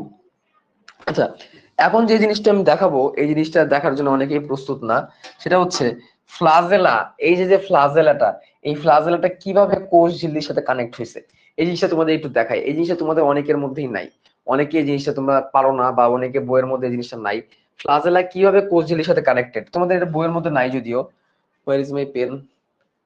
খেয়াল করো ফ্লাজেলা কিভাবে কোষ ঝিল্লির সাথে কানেক্টেড, সেটা এখন আমি তোমাদেরকে দেখাবো। ওকে, তো আমরা একটা ব্যাকটেরিয়া কোষ ঝিল্লির স্ট্রাকচারটা আমি একটু আঁকাই, মোটা করে আঁকাবো। ধরো এই হচ্ছে কোষ ঝিল্লি, ঠিক আছে? এটা ধরো কোষ ঝিল্লি, আমি মানে এটা গোল আর কি, অনেক বড়, আমি ছোট অল্প করে একটু আঁকাইছি। তখন ফ্লাজেলাটা কেমন হয় আমি তোমাদের একটু দেখাবো।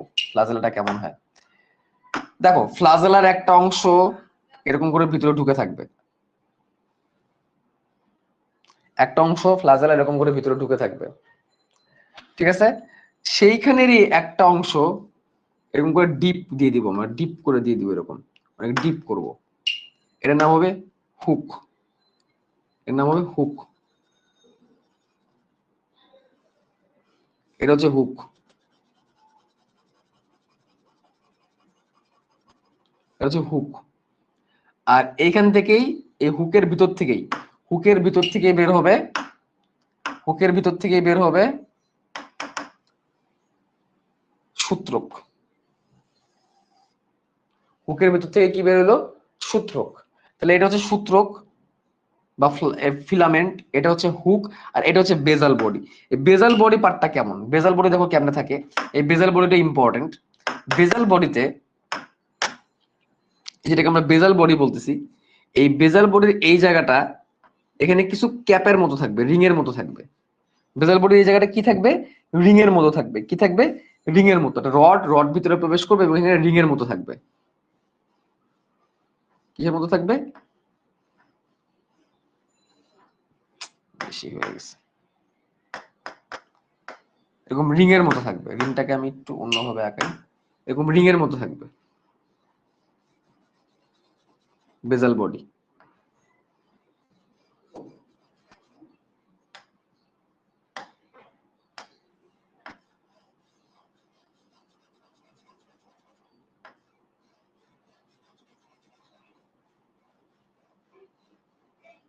এরকম রিং এর মতো থাকবে। তো এই রিং গুলোকে সি রিং আর এমএস রিং বলা হয়। সি রিং এমএস রিং এগুলো মাথায় এত কিছু দরকার নাই, এরকম রিং এর মতো থাকবে এবং এই মাথায় এসে রিং আরেকটা বেশি থাকবে, এই মাথায় এসে আরেকটা রিং থাকবে, এরকম রিং থাকবে অনেকগুলা। এই রিংটাকে আমরা অন্য কালার দিই।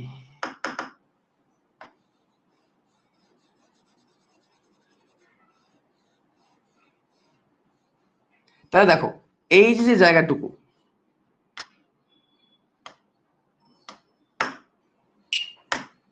এই যে জায়গাটুকু, এই জায়গাটুকুকে বলা হবে বেজাল বডি। বেজাল বডি। এই জায়গাটাকে বলা হবে হুক। তাহলে বেজাল বডি হুকের থ্রোতে, আর এই জায়গায় থাকবে হচ্ছে, এই জায়গায় থাকবে হচ্ছে সূত্রক বা ফিলামেন্ট। তাহলে সূত্রকটা বেসিক্যালি নড়াচড়া করবে, সেই সূত্রকটা হুকের থ্রোতে বেজাল বডির সাথে কানেক্ট হবে। বেজাল বডিটা এই যে কোষ ঝিল্লির সাথে লাগানো থাকবে, এটা হচ্ছে ব্যাকটেরিয়ার কোষ ঝিল্লি, এটা হচ্ছে ব্যাকটেরিয়ার কোষ ঝিল্লি।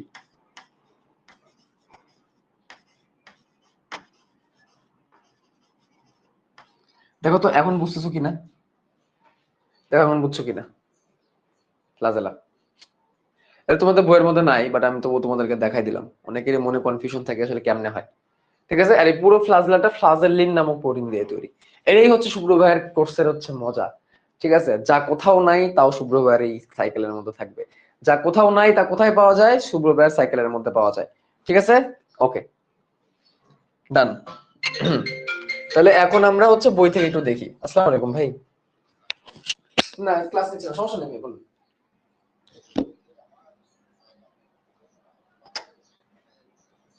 ও পরে, হ্যাঁ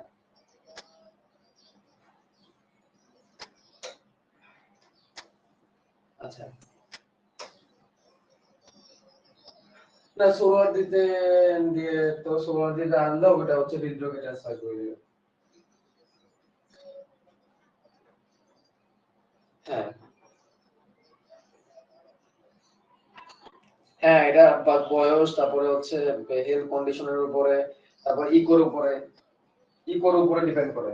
তবে তবে কি পরিমাণ ইয়ে হইছে, ছিদ্র হইছে, তার ছিদ্রটা কি রকম কতটুকু আছে তার উপর ডিপেন্ড করে, অনেক কিছু ডিপেন্ড করে। যেমন ধরেন এটা যে থাকলে যে আপনাদের অনেক বড় ক্ষতি হবে এমন না, লাইফ রিস্ক যে হবে এরকম না। তো যদি একটু সময় নিয়ে যদি বাচ্চাকে, ও তাহলে তো সমস্যা, তাহলে তো সমস্যা। তাহলে একটু একটু হার্ট ফাউন্ডেশনে যোগাযোগ করতে বলুন না।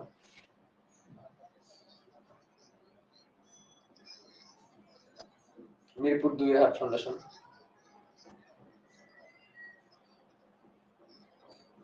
না হার্ট ফাউন্ডেশন, হার্ট ফাউন্ডেশন আর হার্ট মানে হৃদরোগ একই, যে হার্ট ফাউন্ডেশনটা হচ্ছে বেসরকারি আর কি।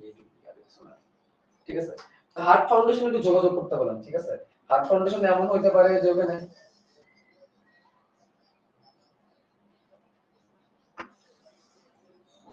সোলার দিতে তো ভর্তি করে তো লাভ হচ্ছে না কোনো।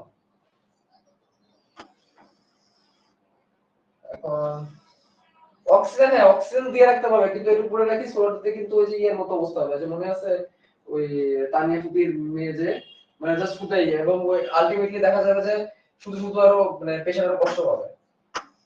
ঠিক আছে, একই কথা, শুধু শুধু কষ্ট করে আপনি এখানে নিয়ে আসা আর কি, কারণ এখানে তো ওই জিনিসটা ট্রিটমেন্ট দিতে পারবে না, ধরবে মনে হয় ব্যাপারে। ঠিক আছে, এটা এমনও হইতে পারে যে ওদের এখানে সিট টিট নাই, এগুলো বলেই। ঠিক আছে, এই জন্য আমি মনে করি যে একটু রিপোর্ট টিপোর্ট নিয়ে আগে একটু একটা ইয়ে থেকে মানে অ্যাডভাইস নেওয়া উচিত, ওই হার্ট ফাউন্ডেশন থেকে একটা অ্যাডভাইস নেওয়া উচিত। পেশেন্ট তো আনার দরকার নাই, হার্ট ফাউন্ডেশন থেকে একটা, হার্ট ফাউন্ডেশন থেকে একটা অ্যাডভাইস তো নেওয়া যেতে পারে, যে আমার এই হচ্ছে পেশেন্ট, এই হচ্ছে অবস্থা, অ্যাডভাইস নেওয়া যাবে আমার মনে হয়।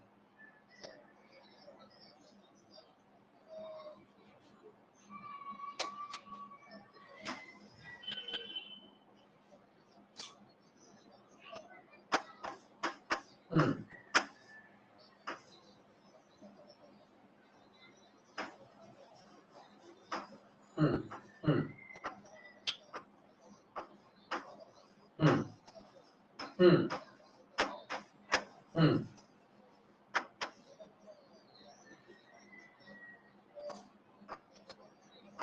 ওইটাই সব থেকে কম যদি কোথাও হয় তাহলে ওটা হার্ট ফাউন্ডেশন, অন্য জায়গায় গেলে আরো বেশি বাড়বে।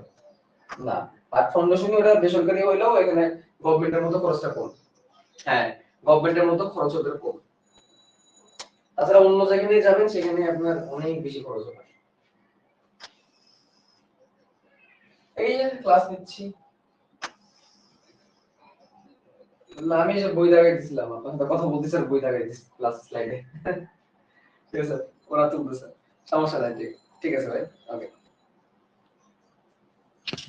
আচ্ছা, আমি যেগুলো দাগাইছি এগুলো কি তোমরা বুঝছো? কি কি দাগাচ্ছি, কি কি দাগাচ্ছি বুঝতে পারতেছো? দাগাই ফেলছো? দাগাই ফেলছো কেন? বোঝানোর মতো কিছু নাই? না, না বলে কেন? বুঝানোর মতো কি আছে? সবই তো পড়াই ফেলছি এগুলা। ফ্লাজেলা, আসো। অ্যাক্টিভ থাকতে পারে, একাধিক ফ্লাজেলাও থাকতে পারে।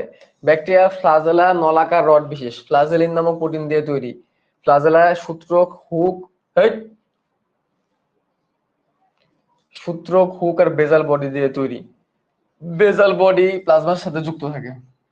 ফ্লাজেলা চলনে অংশগ্রহণ করে। তারপর হচ্ছে পিলি, পিলিন নামক প্রোটিন দিয়ে তৈরি। ঠিক আছে, গনোরিয়া রোগের জন্য দায়ী হচ্ছে পিলি। কোষ ঝিল্লি, কোষ ঝিল্লি হচ্ছে ফসফোলিপিড বাইলেয়ার দিয়ে তৈরি অ্যাজ ইউজুয়াল। নরমাল কোষ ঝিল্লি যেমন হয় এটাও তাই, ফসফোলিপিড বাইলেয়ার দিয়ে তৈরি। কোলেস্ট্রল থাকে না, কথাটা মাথায় রাখবা। নরমালি কোলেস্ট্রল থাকে, এখানে কোলেস্ট্রলটা থাকে না। ফটোসিনথেটিক ব্যাকটেরিয়ার প্লাজমা মেমব্রেন ভিতর দিকে ভাঁজ হয়ে থাইলাকয়েডের মতো গঠন সৃষ্টি করে। ব্যাকটেরিয়াতে মাইটোকন্ড্রিয়া নেই, তো কিছু কিছু এটিপি তৈরি হয় সাবস্ট্রেট লেভেল ফসফোরাইলেশন প্রক্রিয়া। এটা তোমাদের একটু বলা দরকার ছিল, বলতে ভুলে গেছি। দেখো, ব্যাকটেরিয়াদের দেহে তো কোনো মাইটোকন্ড্রিয়া নাই, তাহলে তারা তারা কেন শ্বসন কার্য কেন সম্পন্ন করতেছে? তারা তারা কিভাবে শক্তি তৈরি করতেছে? এটা সহজ উত্তর হচ্ছে অবাত প্রক্রিয়া। এটা কিভাবে হয়? সাবস্ট্রেট লেভেল ফসফোরাইলেশন দিয়ে। তার মানে তার দেহের মধ্যে কিছু রাসায়নিক পদার্থ থাকবে, সেখানে ফসফোরাইলেশন হবে, অর্থাৎ এটিপি আর এটিপি ফসফেটের বিক্রিয়া হবে। এটাকে সাবস্ট্রেট লেভেল ফসফোরাইলেশন বলা হয়। এবং সেখানেই অবাত শ্বসন প্রক্রিয়ায় শক্তি তৈরি হবে। প্লাস মাইটোকন্ড্রিয়া না থাকা পর্যন্ত তার সাইটোপ্লাজমে সাবস্ট্রেট লেভেল ফসফোরাইলেশন, ফসফেট যুক্ত, অর্থাৎ এডিপির সাথে ফসফেট যুক্ত হওয়াকে ফসফোরাইলেশন বলা হয়। এভাবে করে তার শক্তিগুলো তৈরি হবে। এটা নিয়ে এত বেশি ডিটেলসের দরকার নেই, প্রয়োজন নেই। ব্যাকটেরিয়াতে ফসফোলাইটিক এনজাইম থাকে এই কারণে। মেসোজোম, মেসোজোম কি? ব্যাকটেরিয়ার কোষের প্লাজমা ঝিল্লির ভিতর দিকে ভাঁজ হয়ে থলির মতো গঠন সৃষ্টি করে, যাকে মেসোজোম বলে। মেসোজোম কোষ বিভাজনে সাহায্য করে। তো সাইটোপ্লাজম, সাইটোপ্লাজম তো এগুলো বলেই ফেলছি। সাইটোপ্লাজমের মধ্যে সাইটোপ্লাজমে অবস্থিত উল্লেখযোগ্য অঙ্গাণু হলো মুক্ত রাইবোজোম এবং পলিরাইবোজোম। অনেকগুলো রাইবোজোম একসাথে থাকলে পলিরাইবোজোম বলে। সালোকসংশ্লেষণ ব্যাকটেরিয়াতে ক্রোমাটোফোর থাকে। প্লাজমা সাইটোপ্লাজম ক্ষুদ্র ক্ষুদ্র আকারে ভলিউটিন থাকে। বয়স বৃদ্ধির সাথে সাথে সব দানা কোষ গহ্বরে স্থানান্তরিত হয়। এগুলো খাদ্য সঞ্চয় করে। ভলিউটিন যেটা বলছিলাম, দেখো ভলিউটিন পাবা কিনা। তারপরে হচ্ছে ক্রোমোজোম। তারপরে কি? ক্রোমোজোম। ক্রোমোজোম কথাটা বলবো না, এটা একটা দ্বিসূত্রক ডিএনএ। ক্রোমোজোমকে কোনো নিউক্লিয়ার আবরণ থাকে না। সাইটোপ্লাজমের ডিএনএ সমৃদ্ধ অঞ্চলকে নিউক্লিওয়েড বলে। দাগাও। প্লাজমিড, বহু ব্যাকটেরিয়াতে ক্রোমোজোম ছাড়া একটি ক্ষুদ্রাকার বৃত্তাকার ডিএনএ থাকে, একে বলা হয় প্লাজমিড। প্লাজমিড স্ববিভাজন ক্ষমতা সম্পন্ন, মানে সে নিজে নিজে বিভাজিত হয়ে ডুপ্লিকেট তৈরি করতে পারে। অল্প সংখ্যক জিন থাকে।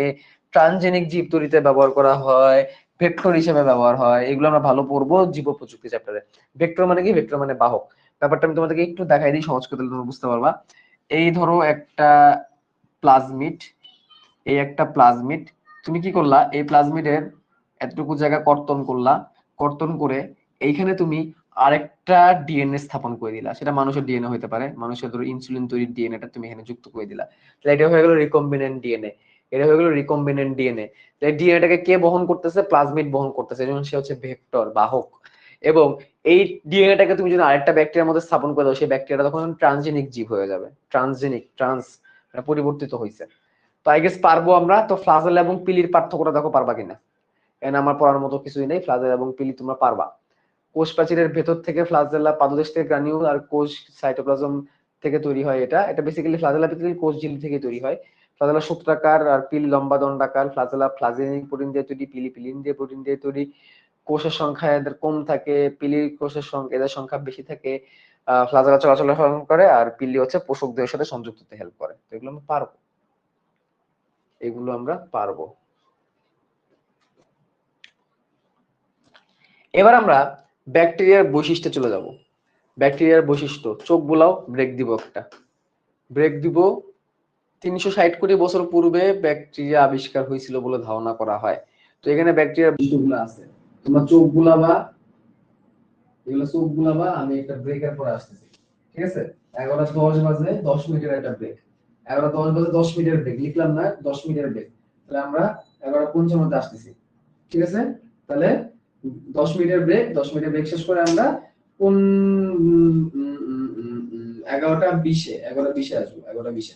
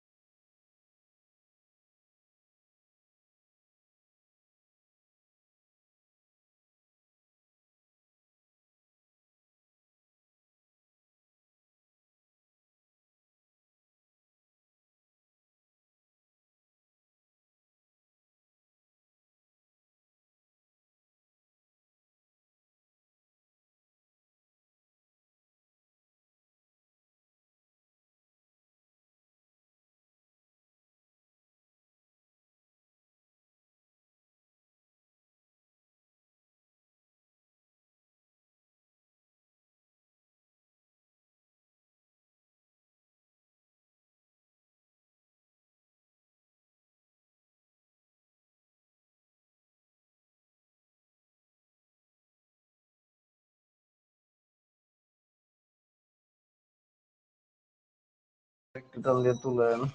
তারপর ব্যান্ডেডটা দিলা আছে শুক্রবারে। আচ্ছা যাইতে হবে আছে শুক্রবার।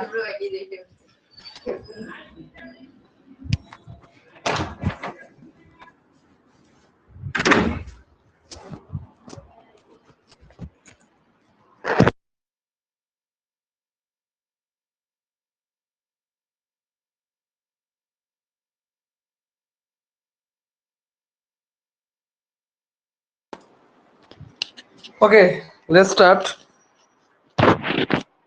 আমরা এখন ব্যাকটেরিয়ার বৈশিষ্ট্যগুলো নিয়ে একটু আলোচনা করব। ব্যাকটেরিয়ার বৈশিষ্ট্য, এটা খুবই গুরুত্বপূর্ণ এই জায়গাটা। এইখান থেকে বহু এমসিকিউ আসে, বহুবার এখান থেকে এমসিকিউ আসে। নট অনলি এমসিকিউ, সৃজনশীলের জন্য কিন্তু এই জায়গাটা অনেক বেশি গুরুত্বপূর্ণ। ব্যাকটেরিয়ার বৈশিষ্ট্য, তো এই জায়গাটার জন্য আমাদের একটু ঠান্ডা মাথায় একটু ভালো করে পড়তে হবে। ব্যাকটেরিয়ার বৈশিষ্ট্য,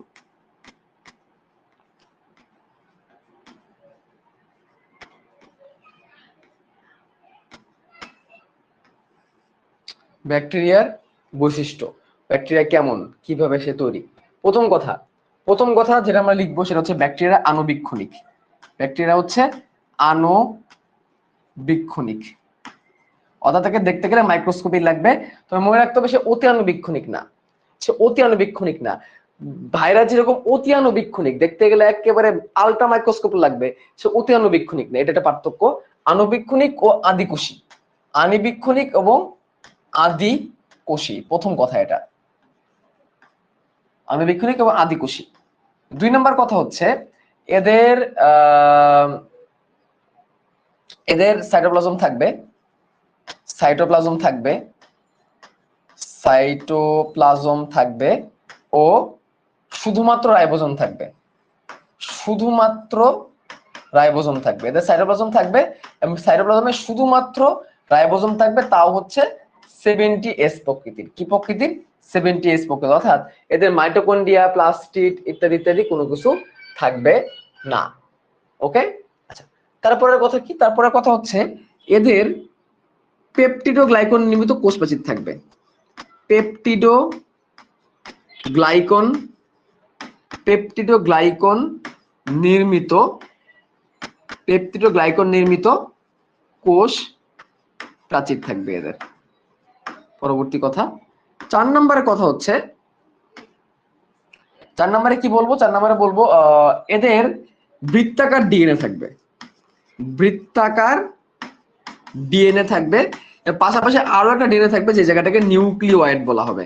আরো একটা জায়গা থাকবে যে জায়গাটাকে আমরা নিউক্লিওয়েড বলবো। ওকে, তারপরে এরা দ্বিভাজন প্রক্রিয়া সংখ্যা বৃদ্ধি করে। এরা দ্বিভাজন, কি প্রক্রিয়ায়? এরা দ্বিবিভাজন প্রক্রিয়ায়। কি প্রক্রিয়ায়?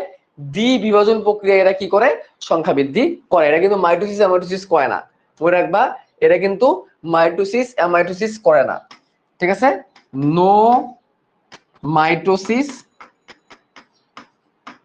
অ্যান্ড মিওসিস, নো মাইটোসিস এবং মিওসিস। এরা কি করে? এরা হচ্ছে দ্বিবিভাজন করে, যেটা দেখতে অনেকটা অ্যামাইটোসিসের মতো। এটা কিন্তু তোমাদের পড়াইছি, মনে করে দেখো। দ্বিবিভাজন কিন্তু দেখাইছি তোমাদের, কিন্তু আগে আমি দ্বিবিভাজন দেখাইছি না? দ্বিবিভাজন কিন্তু আমি তোমাদেরকে আগে দেখাইছি। আচ্ছা, তো এরা আবার 2 রকমের হয়, গ্রাম পজিটিভ, গ্রাম নেগেটিভ। এরা গ্রাম পজিটিভ হতে পারে, গ্রাম পজিটিভ হতে পারে, আবার এরা গ্রাম নেগেটিভও হতে পারে। যখন এদের কোষপ্রাচীর পুরু হবে পেপটিডোগ্লাইকন দিয়ে, তখন গ্রাম পজিটিভ। যখন কোষপ্রাচীর পাতলা তখন হচ্ছে গ্রাম নেগেটিভ, ঠিক আছে? তারপরে এটা গেল। এরপরে কি বলবো? এরপরে হচ্ছে ফাজ ভাইরাসের প্রতি সংবেদনশীল। ফাজ ভাইরাসের প্রতি সংবেদনশীল, সংবেদনশীল, ফাজ ভাইরাসের প্রতি সংবেদনশীল। ফাজ ভাইরাস কোনগুলা? ফাজ ভাইরাস হচ্ছে এমন একটা ভাইরাস যেটা কিনা ব্যাকটেরিয়াকে, যেমন ব্যাকটেরিওফাজ, মনে আছে টিটুফাজের কথা? টিটুফাজের কথা একটু মনে করার চেষ্টা করো। টিটু ব্যাকটেরিওফাজ কি করে? ব্যাকটেরিয়াকে মেরে ফেলে। এই জন্য ফাজ ভাইরাসের প্রতি এরা সংবেদনশীল, ফাজ ভাইরাসের দিকে কি করে ফেলে? মেরে ফেলে, ঠিক আছে? তারপরে এরা প্রতিকূল অবস্থায় স্পোর তৈরি করে বংশবৃদ্ধি করতে পারে। প্রতিকূল প্রতিকূল পরিস্থিতিতে অ্যান্ডোস্পোর তৈরি করে। অ্যান্ডোস্পোর তৈরি করে। অ্যান্ডোস্পোর মানে হচ্ছে বাংলায় বলে অন্তরেণু। অন্তরেণু এরা কি করে, এরা এদের দেহের বাইরে একটা আবরণের মতো তৈরি করে। সেই আবরণের ভিতরে সে বছরের পর বছর 30 বছর 40 বছর 50 বছর সে থাকতে পারে। এটাকে অ্যান্ডোস্পোর বলে। অর্থাৎ সে তার দেহের বাইরে একটা স্পোরের মতো একটা আবরণ তৈরি করবে এবং তার ভিতরে সে বছরের পর বছর টিকে থাকবে, তার কিছুই হবে না, কোনো ক্ষতিই হবে না। অনুকূল পরিবেশ আসলে সে স্পোরটাকে ফাটিয়ে বা স্তরটাকে বিগলিত করে সেখান থেকে বের হয়ে সে আবার বংশবৃদ্ধি করা শুরু করবে। এটাকে স্পোর তৈরি করা বলা হয়। তারপরে কি বলবো, এরা অনেক কম তাপমাত্রা থেকে অনেক বেশি তাপমাত্রা পর্যন্ত বাঁচতে পারে। এরা 17 ডিগ্রি থেকে এরা 80 ডিগ্রি সেন্টিগ্রেড পর্যন্ত এরা কি করতে পারে, বাঁচতে পারে। 10 নম্বরে কি মনে রাখবো,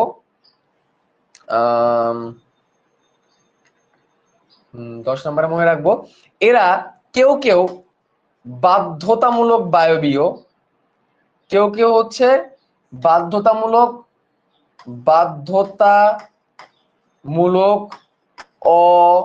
অবায়বীয়। এটা মানে কি আমি বলতেছি তোমাদের একটু পরেই। বাধ্যতামূলক অবায়বীয় একটা ব্যাকটেরিয়ার নাম হচ্ছে ক্লস্ট্রিডিয়াম। ক্লস্ট্রিডিয়াম নামে একটা ব্যাকটেরিয়া আছে, সে বাধ্যতামূলক অবায়বীয়। কেউ কেউ সুবিধাবাদী বায়বীয়, সুবিধাবাদী বায়বীয়। এটার এক্সাম্পল তোমাদের বইয়ে দেওয়া নেই, লাগবেও না। আবার এদের মধ্যে কেউ কেউ বাধ্যতামূলক বায়বীয়, বাধ্যতামূলক বায়বীয়, অব্লিগেটরি অ্যারোবিক। যেমন এক্সাম্পল হচ্ছে অ্যাজোটোব্যাক্টর। অ্যাজোটোব্যাক্টর এর মানে কি, এটা মানে তোমরা অনেকে বুঝো না আমি জানি।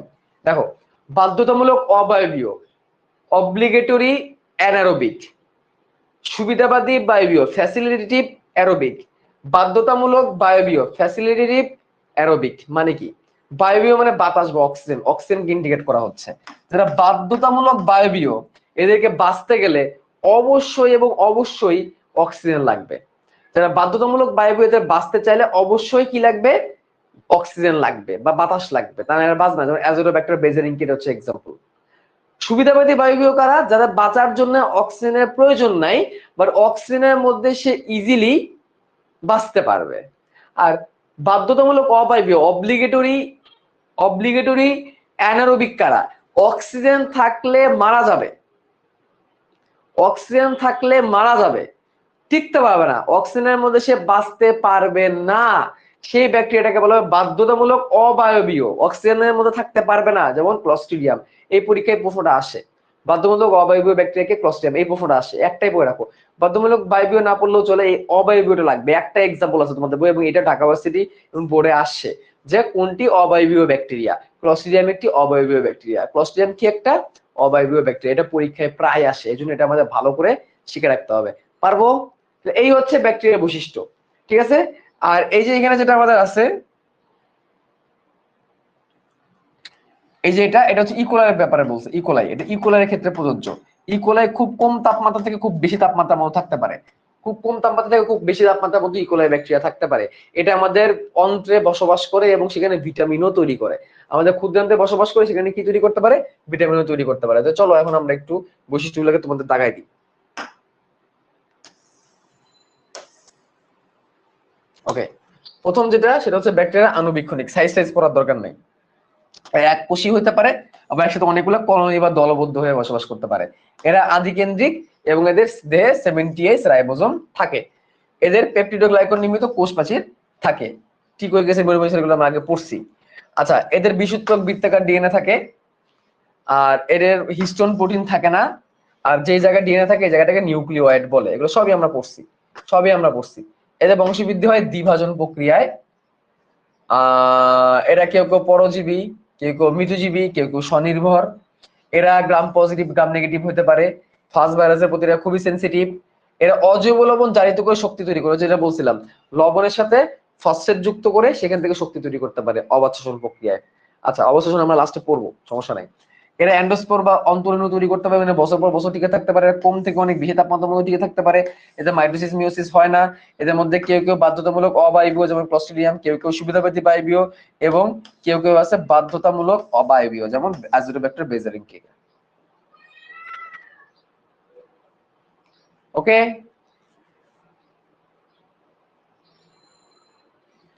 ঠিক আছে, এগুলো হচ্ছে ব্যাকটেরিয়া বৈশিষ্ট্য। নিচে দেখো ব্যাকটেরিয়া ডিসপ্লে আবাসন, এখানে বলছে কি, আমি জাস্ট একটু রিডিং পড়ি। ব্যাকটেরিয়া মাটিতে, এটা অত বেশি গুরুত্বপূর্ণ, আমি আবারও বলতেছি। ব্যাকটেরিয়া মাটিতে, পানিতে, বাতাসে, জীবদের বাইরে এবং ভেতরে অর্থাৎ প্রায় সর্বত্র বিরাজমান। মানুষের অন্ত্রেও ব্যাকটেরিয়া বাস করে। এর মধ্যে ইস্কাইস্কিয়া কোলায় আমাদেরকে ভিটামিন বি কমপ্লেক্স সরবরাহ করে আমাদের ক্ষুদ্রান্ত থেকে।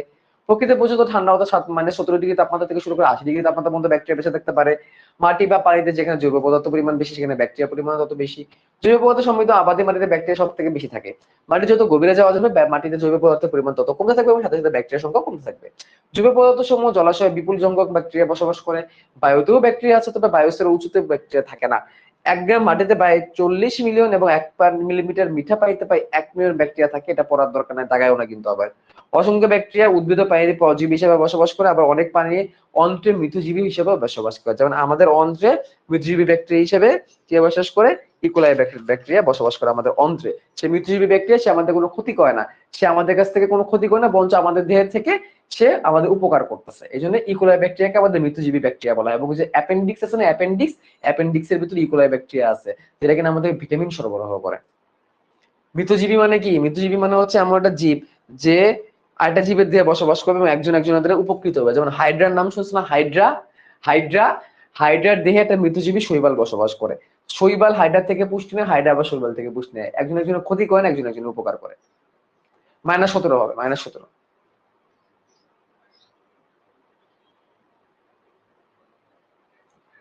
ওকে,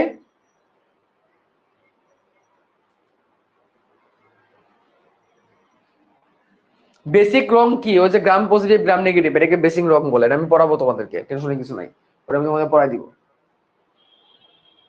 এই পর্যন্ত ক্লিয়ার? আচ্ছা, এরপরে ব্যাকটেরিয়ার শ্রেণীবিভাগ আছে, শ্রেণীবিভাগে আমরা একটু পড়ে যাই। তোমাদের গ্রাম পজিটিভ আর গ্রাম নেগেটিভটা একটু বুঝাই দিই। এই গ্রাম পজিটিভ আর গ্রাম নেগেটিভ নিয়ে তোমরা অনেক ভোসকায় আছো, অনেকে এটা নিয়ে অনেকেই প্যারা খাচ্ছ।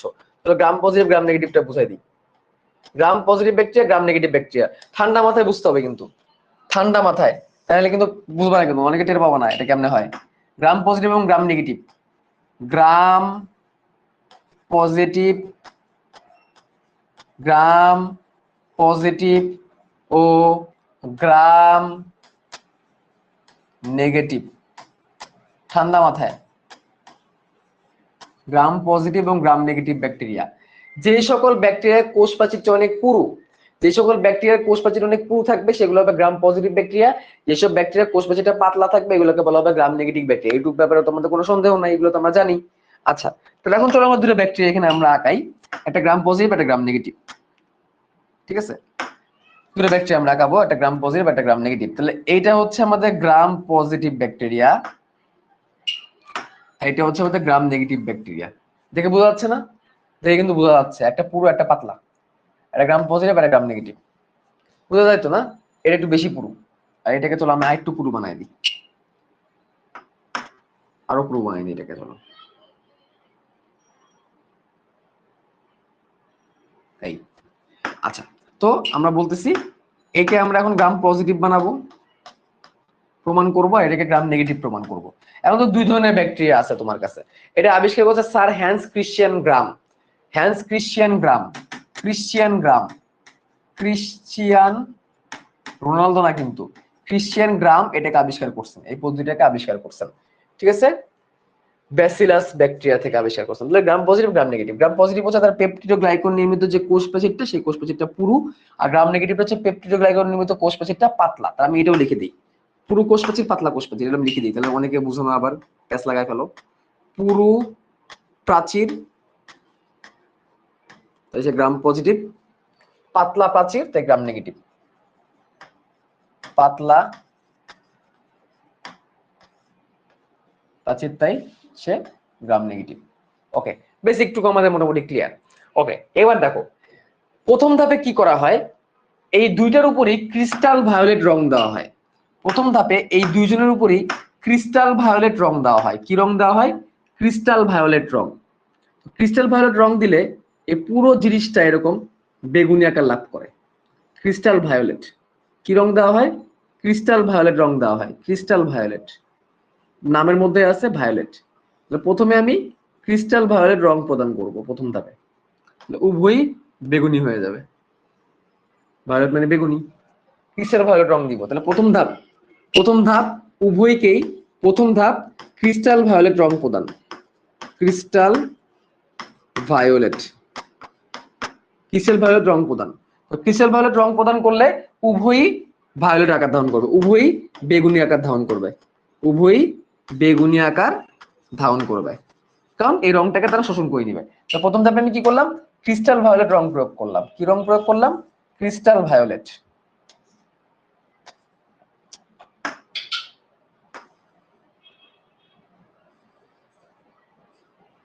প্রথম ধাপে ক্রিস্টাল ভায়োলেট রং প্রয়োগ করলাম, গেল। তাহলে উভয়ই বেগুনি হবে, স্বাভাবিক, কারণ বেগুনি রংটাকে উভয়ে গ্রহণ করবে। ঠিক আছে, উভয়ই বেগুনি রংটাকে গ্রহণ করবে। ওকে, এবার কি করব? এটার উপরে আয়োডিন দিব। এবার এর উপর কি দিব? আমি আয়োডিন দিব। 2 নম্বর ধাপে আমি কি প্রয়োগ করব? আয়োডিন প্রয়োগ করব। 2 নম্বর ধাপে আয়োডিন প্রয়োগ।